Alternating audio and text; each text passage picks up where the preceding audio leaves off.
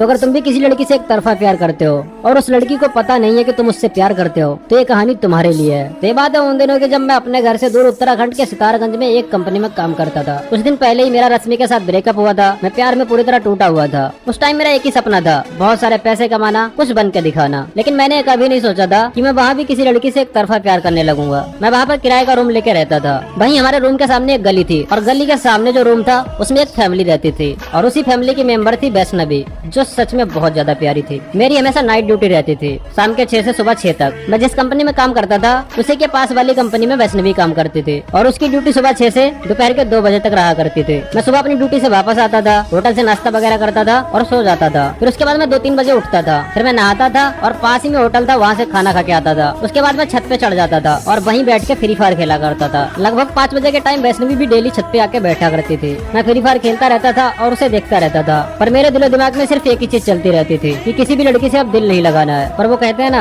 दिल बहुत कमीनी चीज है, साला जो करना नहीं चाहोगे वही करता है। वैष्णवी को देखने के लिए मेरे पास सिर्फ आधा घंटा हुआ करता था, क्योंकि 5:30 बजे मैं अपने रूम से निकल जाता था अपनी जॉब के लिए। एक दिन मैं छत पे खड़ा था और वैष्णवी भी उसी टाइम छत पे आई। तब उसने मेरे से पूछा, तुम अकेले रहते हो क्या? मैंने कहा हाँ मैं अकेले ही रहता हूँ यहाँ पे। फिर उसने पूछा कहाँ से आए हो तुम? तो मैंने उसे अपना एड्रेस बताया। इसी तरह हम लोग 10 मिनट तक लगभग बात करते रहे। उसके बात करने का स्टाइल और उसकी आवाज मेरे दिल को छू गई और फिर मैंने वही किया जो मैं करना नहीं चाहता था।